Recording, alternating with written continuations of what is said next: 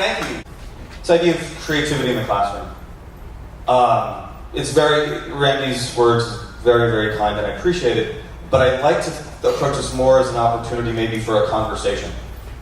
Maybe something more along the lines of ways that you can interact with the various stakeholders in your programs. So, for example, the students, obviously, the parents, your administrators, your colleagues and things of that nature, and just ways of maybe approaching it without being too necessarily music specific, if you will, is my hope today.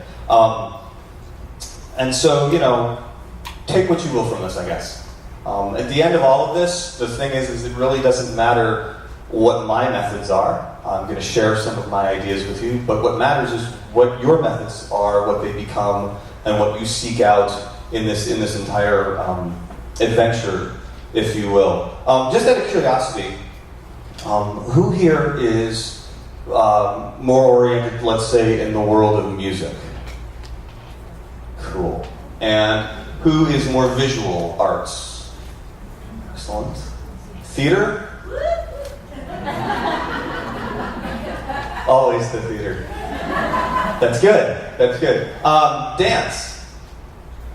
Excellent. Any other fields at all? Yes. Storytelling. Fantastic. You should be. I should sit there. You should do this. That's awesome. Are there any folks that practice the administrative arts? If you're feeling brave enough to. Cool. That's good. No, but that's good. In all seriousness, that's really good. I mean, we make jokes and whatnot, but the truth of the matter is that there's a need for this entire process, whether it's about creativity, just education in general, to have a wider conversation. So I'm glad all of you are here. Thank you so much.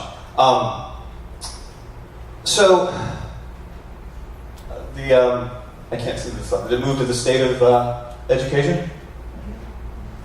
Yes? Or state of creativity in education? So, I want to tell you a quick little story, an anecdote. I did not, we can go to the next slide. I'm so sorry. In my interest of getting started, I'm going to go back one step to give you just a little bit of a reference. I'm going to show you, and I apologize for the little glitch there. That's my timing, not Sean's. Never blame the technicians for your mistake, ever, because they will ruin everything else at that point. Also, it's not healthy. You should take responsibility. But no, what I do want to do is I apologize. I want to show you something very brief. This was put together for the Grammy Museum folks recently. It is, I will admit, a bit ham-fisted. It's a little, it's a lot, unfortunately, self-indulgent, but it'll give you a quick glimpse into kind of what I do so that the rest of what we talk about will hopefully make some sense. So I apologize. Sean, if you don't mind, go back one slide. It should auto-load this video. Well, that was awesome, and we actually did it good, and I'm really happy. That's the moment when a student realizes that not only can they play an instrument or perform on stage, but that they can actually make something, that there was nothing, and then they went through a process that they helped to derive, and then at the end of it, there's something. That, to me, is what this is all about. It's basically a fully open creative platform. So sometimes it's this, or this, or this, or this, or this, or this, or even this. You get the idea. It's literally any style, any instrument, any level of experience. Sometimes it's creating the music, sometimes it's producing the music. We went to Nashville this year. It was amazing. We went into Blackbird Studios and got to record 3 songs that the students actually wrote. Got to work with the legendary Steve Marcantonio, who's worked with John Lennon and Taylor Swift and so many other people. Rich is doing great things with the students there. Basically, you came to Nashville and made a record. Basically. Basically. I'm just saying. The idea of having an arts program that is also a career and technical education program is a little off-putting to some folks. I don't think the politics of this is this type of program versus that type of program. That's not the core purpose of what we're trying to do. The world just needs more music, period. In whatever form it comes in, more creativity, more artistry, more young people pursuing what makes them them. We have a new program at our school, high school this year, of kids who are cognitively challenged. We've never had this population on our campus before. I wasn't sure if I would be able to help this student. I realize now that that was all entirely on me. That had nothing to do with the student. Open some doors for this student that she didn't have before. Having their music on some of our album releases we did this year, I did not expect for this to change me and my outlook and my view the way it did. I'm really, really grateful. One of the challenges of having an open creative platform is to remain completely open. Students that focus on being artists, we have students that focus on being producers, and next year we're going to start looking at students who want to focus on the marketing end of things, because that is a huge part of the real world of the music industry. The cool thing to me is the students are going to be integral in figuring out how we move forward. Yeah, it's a challenge. On the other hand, it's incredibly exciting. So who cares if it's a challenge? Let's just go do it. He created something magnificent out of literally nothing. There was no blueprint. There was no instruction manual. There's no textbook that says, how do we do this? Although sometimes it's easy to get caught up in the gear and the idea of using technology, and that's, innovative. I really just am so captivated with the idea of what can we make? How far can the student's creative process go? He's conducted orchestras. He has a conducting background. At one point, he was doing the marching band. He's done all of that. He developed this entire songwriting and production program that does a lot more than that. He is one of these people who feels very strongly about addressing the widest possible spectrum of students. I know that Okay, so again, apologize for the self-indulgent nature of that, but at least now you'll have a sense of where I'm coming from, for better or worse. Sean, is it cool if I'm standing up here instead of beautiful? Thank you. So I want to share with you a quick little anecdote. It's not my anecdote. If you've heard this before, I hope you'll indulge me a little bit and not share the ending with your colleagues. But it illustrates kind of the point of where we are in some respects in education. So you have a cage, and inside this cage you got 5 monkeys. And you take a bunch of bananas and you suspend from the top of the cage the bananas and you put a ladder leading up to them. And monkeys being monkeys, at some point one of them makes an effort to go up the ladder to get the bananas. And as soon as he reaches for that banana, you take a fire hose and you just pummel this monkey with freezing cold water.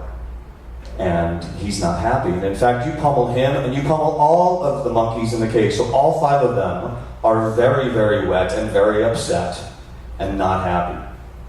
And a little bit of time passes, and a second monkey, because they're hungry, goes for the bananas. And again, you spray them mercilessly with the water, the freezing cold water. Again, all 5 of them. Now, you put the hose away. Not going to use the water anymore, it's gone. And you switch out one of the monkeys. So now you got 4 monkeys that have been in the whole time, and you got 1 new monkey. The new monkey sees the bananas, and he goes up the ladder to try to get them. And as he gets to the ladder, the other 4 monkeys jump on him and beat him up really bad, because they don't want to get hit with the water again, right? So 4 monkeys beating up on 1 monkey because he wants the bananas. They don't want to get hit with the water. And we wind up in sort of a stagnant state. Now, more time passes and you switch out another monkey. This second, newer monkey comes in, sees the bananas, starts to go for them, and all 4 other monkeys jump on him and beat him up mercilessly, including the other new monkey who has no actual idea why he's beating up on the other guy. He's just doing it because everybody else is. And now you switch out another monkey, and another monkey, and another monkey. And what you wind up with is you have 5 monkeys all sitting in a cage with a bunch of bananas in reach with a ladder, but none of them will go for the bananas. And more importantly, if you could ask any of them why, they couldn't tell you. They just know, well, that's the way it works here. And in a lot of ways, that's what happens with creativity in classrooms. We are just in habits and in infrastructures and in circumstances that we don't necessarily even know why. That's just where we are. I'm very lucky, candidly. I just was talking to somebody beforehand. I'm very lucky. I'm in an atmosphere where we're actually encouraged, go for the bananas, don't worry about the water. The more important question, though, is, on this next slide here, what of those elements might represent creativity? Is it the bananas? Give me a click there. Dramatic, there we go, cool. It's not his fault, like I said, he didn't practice it. Is it the ladder? Is it possible it's the monkeys? Could it be, I can think of a scenario where it might be the water. I can think of a scenario where it might even be the cage. But that, to me, is the more important part of this. Where is the creativity? How are you going to approach it? What are you going to approach? Another example of this I actually recently was reading about in a book. There's a slide here. This is in the Guggenheim. It's called Head On, and it's an art installation. It's I think it's 99 wolves, and they're all running in a pack, literally headfirst into a wall, and then being knocked unconscious, and they're just following each other because that's what they do in packs, and that sometimes is where we are. So, what this all brings me to is sort of this next point, which is, as I've said, I don't know what the animal theme is exactly going in my head when I was putting this together, but the absurdity in some respects, if you think about it, that we as arts educators are even having a discussion today about the need for creativity in our classrooms. That this is something from when I talk to people and when I go to conferences and things, this is a big issue across every artistic field you can think of. The idea of creativity in the classroom being somehow foreign. The irony of that is so strange to me, because if you think about any art form, it all is started in this creative process. Why on earth are we in education having to even battle this?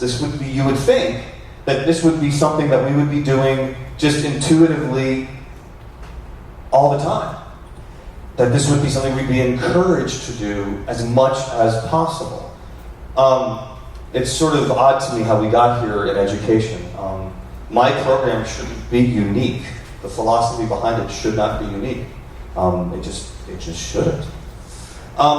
So why is that? So the reason why that is because not all arts educations are, pun intended, created equal. And it's not your fault. When I was younger, about 1,000 years ago, and I was going around on college auditions and things of that nature, I can articulate this better now, but there was always something that sort of bothered me. And I think, where are my theater friends? I think theater and music suffer from this more than other art forms in some respects. In some art forms, they're actually predicated in education in recreating somebody else's art, almost exclusively. Now, there's nothing wrong with that. There is a lot of artistry to that. But if you can imagine, as a music student, play Beethoven, play Mozart, play whatever. As a drama student, perform this role. Yes, there are elements that we can interpret in our own way. There are things that we can bring to the table that maybe haven't been brought before. But essentially, if I sit down to play a Beethoven sonata, which I will not because my piano skills are not what they need to be to do that, we'll get to that in a second. But if I don't play it in such a way that you recognize it as that Beethoven sonata, if nothing else, you're going to go, well, I don't know what that was, but it wasn't Beethoven. And therefore, it was not musically what was intended, and therefore, and on and on and on. Can you imagine, though, if you were a visual art student, and somebody went up to you and said, I need to see all your Rembrandts. What? That would actually be a detrimental part. Now again, different art forms have different needs and different goals and things, but I think that there's something inherently about the nature of creativity in the classroom that starts to confront. And again, it's over years and decades and centuries in some cases of just where things have always been. And it's about perspective. So you've probably seen this before, this image. Is it blue? Is it gold, right? So I'm always fascinated by this. My question is actually two. What if it's neither one? What if it's actually something else? What if it's also actually something else and not even logically something else? Who knows? There's another one that I really like about perspective. This visual is perfect as far as I'm concerned. Depending on which angle you're viewing that object from, both of those answers would be true. It's a square and it's a circle. And that's what creativity really is, especially for students. It's about all of the different possibilities that we or we may not necessarily be aware of. So we spend a lot of time with certain priorities. And we start usually with the students in this could be academic, this could be arts, this could be anything. We start usually with this very basic question, which is, what do we want them to know? What do we want them aware of or to be able to perform or to be able to demonstrate? And then we move from what into where we probably spend a lot of time as well, which is how. How are we going to get them to be able to do this? And we spend just the tiniest bit of time, if any, on why. So we have this foundation of what is it going to be, how are we going to do it, maybe if we're lucky we get to the why are we doing it at all. My proposal, and this is actually from a gentleman named Simon Sinek, he's got a great TED Talk you can find online. I think we should flip this. And this is what I try to do every day in my own work with my students, which is I want the foundation to be why. That will lead you naturally to how. And if you're doing something, there's going to be a what at the end of it. It can happen very intuitively and naturally. And most importantly, I want this to be student-derived. My why is very nearly irrelevant because I'm old and I'm out of touch. And even if I weren't, it doesn't matter because it's not about me. I don't want my students creating music that all sounds like my music. What's the point of that?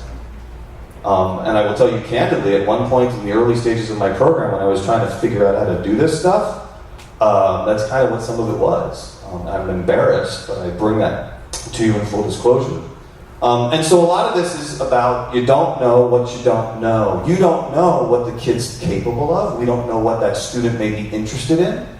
If we start to strip away the rules, if you will, there's all these other things that may lead us in other places that are hugely important and big kinds of breakthroughs that otherwise we might not get to.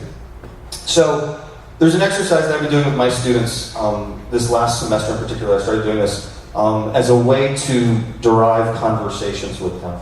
I'm going to just kind of do a quick variation with you on this, just for the sake of time. So what I will do here is, in this exercise, is in a moment, Sean's going to hit a button, and there's going to be a statement on the screen. And I don't want you to overthink it, but I would like you to just read it and then make sort of a gut response how you feel about it. If you can press one more time for me, Sean. And there's 4 options. You got strongly agree, agree, disagree, and strongly disagree. Some of you probably done things like this before. Normally what I would do in my room is I would set up and I would say, okay, there's 4 corners, 1, 2, 3, 4. I'm going to put the statement up here, and when you see it, move to the location that you most identify with, and then I would have them break into groups. Did anybody, by the way, on their bingo card have he's going to make us get up and move? Anybody? Okay, all right, it's all right. For the sake of today and for time, I'm actually going to have you do it at your tables just briefly. But what I would like you to do is I'd like you to read this next statement in just a moment and look at the 4 options and just go with your gut wherever it might be. And then I'm going to give you just a brief moment or two, just at your tables, to share with your colleagues where you put yourself. Okay? So here's the statement. regardless of the specific art form, dance, visual, theater, music, or whatever it might be, storytelling, certain genres or techniques are inherently better than others.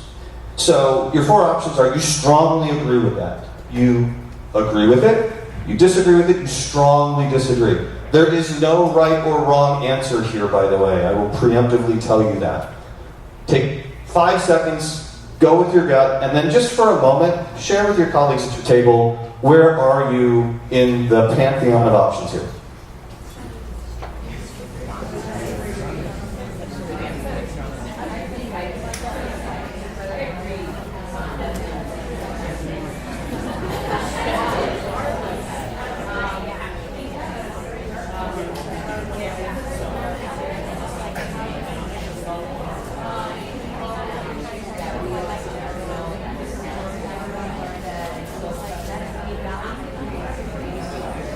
About 30 more seconds.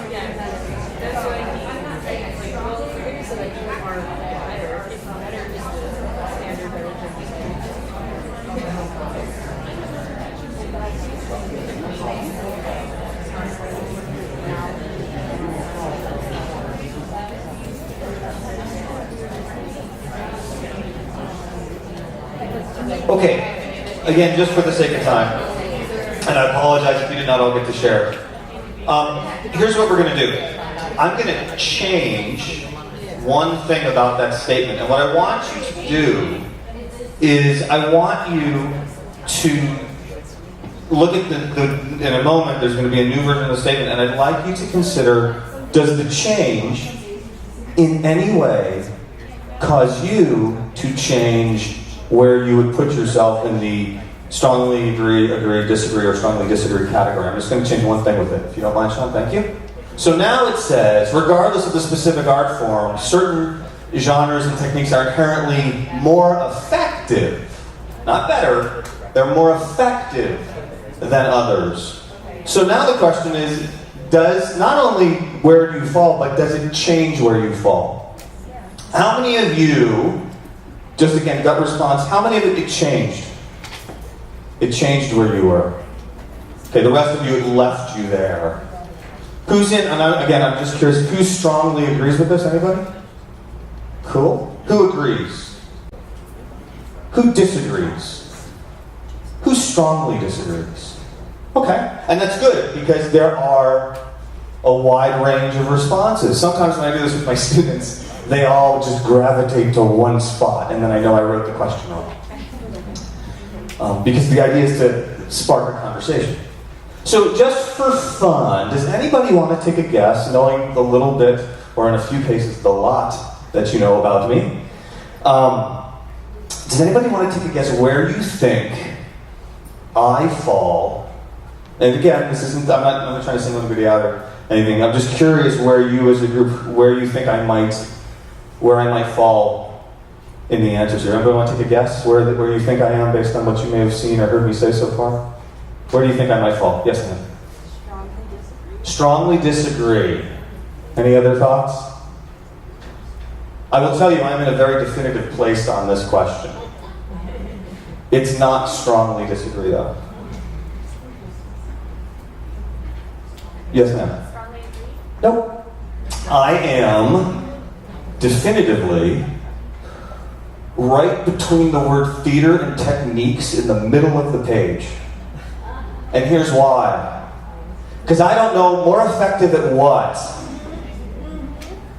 This is the thing about creativity in the classroom.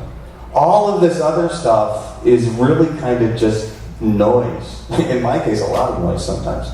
I can't answer this question for you. Sorry, I like to play a little reverse engineering mind trick games, I'm sorry. My students kind of love it, hate it. But I don't know. What do we mean by more effective? What are we trying to accomplish? And this brings me to the key, I feel, about all of this creativity stuff, which is the following. Creative intent. What is the purpose? The student defined purpose. What are we trying to make? What are we trying to do? What are we trying to create? Nothing surpasses this. Nothing. Not technique, not resources, not any limitation of any kind. What is your intention is what matters. And that's it. The only thing that matters is what does the student attend. And from there, again, that's the why. From there, we can move on. Limitations aren't necessarily limitations. So, for example, move to the next.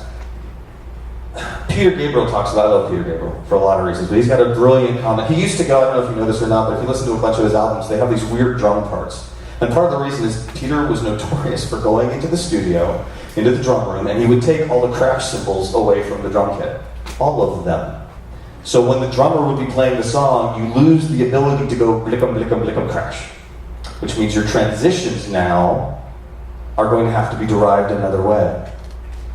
And when asked why he does this, he basically said, and he applied it to everything, I'm paraphrasing, he says something I think is really important. I have this up in my room, in fact, at the school, a version of this.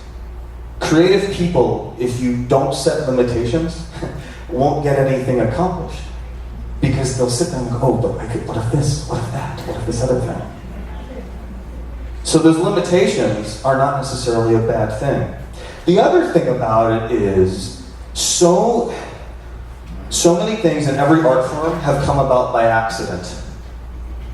I wanted this gizmo such and such for the production so that we could get this effect for the audience, but we don't have that gizmo, and we still want to get that effect.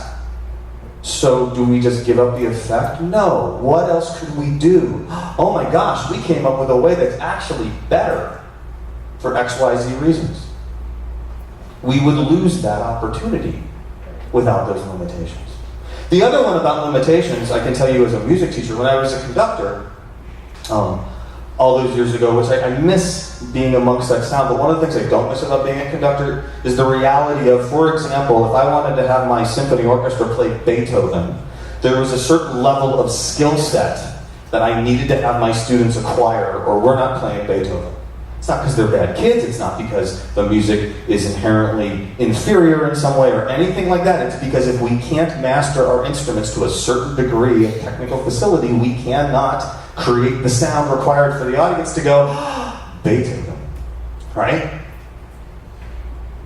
But when you have students that are making things, we don't need to worry about things like limitations or technique. What we need to only worry about is what do they intend? What do they want to accomplish? That becomes the bigger issue, the bigger thing.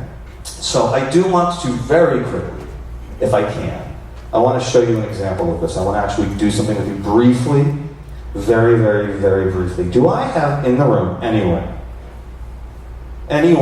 who plays, and please, this is not, and I promise, nothing bad. Does anybody in here play guitar at all? Like, can just strum a couple chords for me? You, sir? Come on, what's your name? Jacob. Please give a round of applause for Jacob for subjecting himself to what we're about to deal with. We're gonna, there's a plug right here, and here, we'll just get you this stool.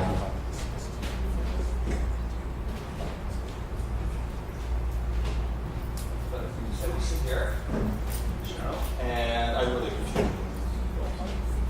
Plug in real quick here. Dustin, I've got my timer running. Are we good? All right. So, if you don't mind, just play a couple chords for us. Are we? There we go. That's excellent. Thank you. Now, yes. Here's the thing, though. We're not going to use that guitar. We're going to use this guitar.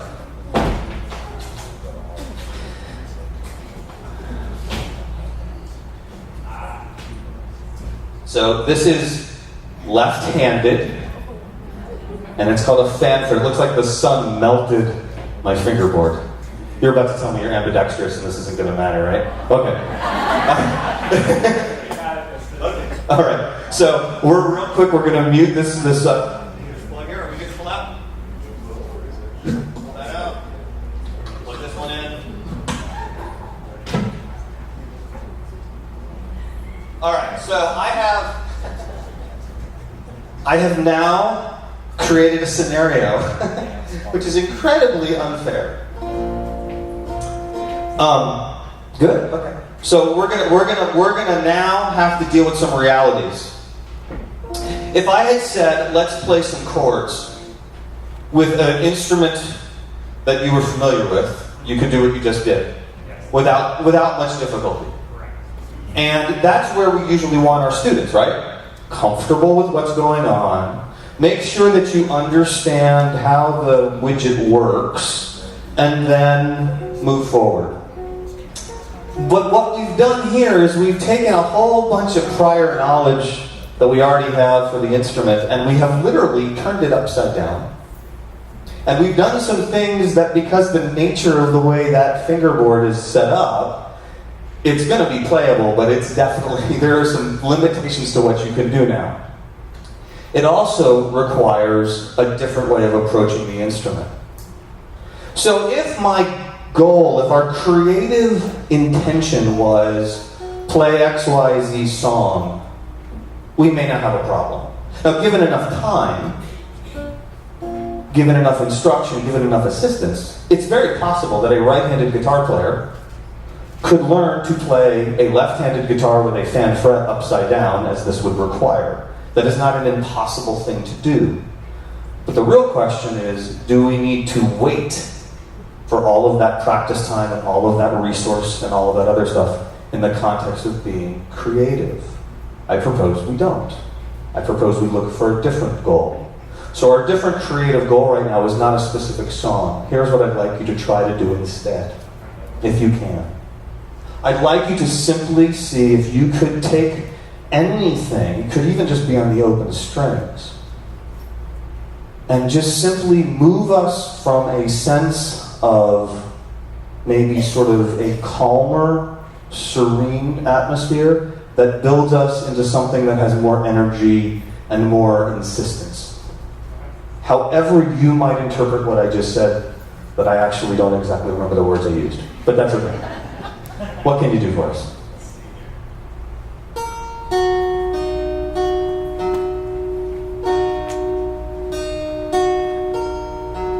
I'd say that's pretty serene, yes? Can you build us up to something?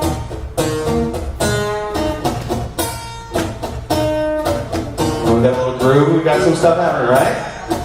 Right? We've never worked together, by the way. I just want to point this out, that this was not a setup. So now we've moved, right? We moved from, we met the goal, yes, right? He met his goal, yes? He went from serene to something that was a little more insistent and moving forward. And he did it in a way that was musically viable. It wasn't random notes, it wasn't just sound coming from nowhere. It actually occurred, right? Good. Thank you, sir. Thank you. Just leave that on the ground now. Well done. So now there's two things that have happened there. Number one, there's a very real possibility that he may be saying to himself, you know, if I had just a few more minutes, I could have insert extra bit here, right? There's something else that's really critical, and when you're dealing with creativity with a group of students, I really encourage you not to forget this. There were a whole bunch of you in the room, either intuitively, deliberately, or unconsciously, heard what he just played and started to think, ooh, what if we added this to it, or that to it, or what if we changed up this and morphed it into this other thing? And all of a sudden, there's an opportunity to collaborate that has nothing to do with skills or lack of skills, that has nothing to do with limitations, has simply to do with intent. That's the whole creative thing. That's really the whole point of all of this. And what it all comes down to, I'm going to try to finish out here, I know that we're short on time, is simply letting go of control. This is the scary part. This goes against everything that we have ever been told as educators to do. Right? There's a phrase for conductors, the sage on the stage. It's everywhere. It's prevalent in music classrooms all over the place. It's terribly difficult to get away from it. In all of our fields, an English teacher is expected to be the end-all, be-all knowledge point. It's really hard to go in and say, I'm a resource. I don't know what's about to happen. That's the whole point. You don't know and I don't know, but at the end of this we're going to have some stuff. And we're going to take that stuff and we're going to look at it and see what we liked and what worked and what met our creative intentions. And we're going to see what didn't, and we're going to see what we can mold and reshape and move to the next step. And we're going to keep reconsidering our intentions and reconsidering all of the different things that we could be doing and moving ourselves forward. It's tough. It's not easy. But it works. So, if we can move to this is a good example of this. We see a thing and we think it's something. We don't know quite what it is, but maybe it's because we don't have the whole picture. And we miss the point. That little bit you saw is just the green square. There's another possibility though, which is this. Maybe there is something valuable there, we just don't know what it is. We have to stop thinking about what we view as the end result goal and what the students are trying to make the goal. Because if we're creating, we're creating. We've got to allow that to happen and see what and see literally what happens. So, all that being said, what's the next step? Well, if it helps, again, these are my views, but I firmly believe this.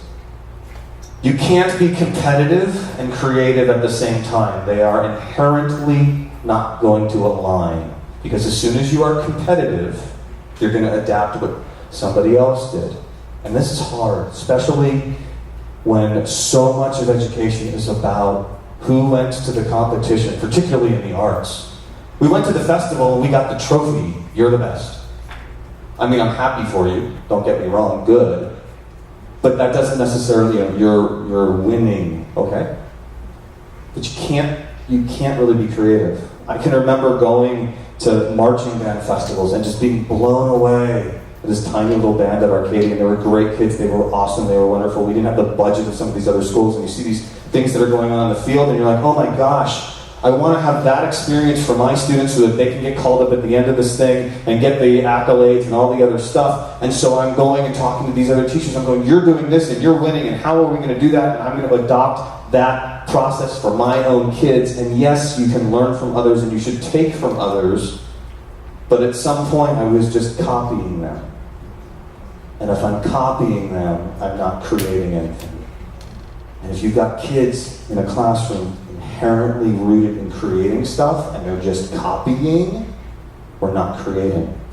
The problem is it requires risk, and risk is scary because risk means you could lose.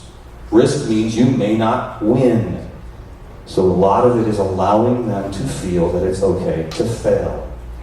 My students spend more time on reflection than anything else in order to move the process forward. So that's number one.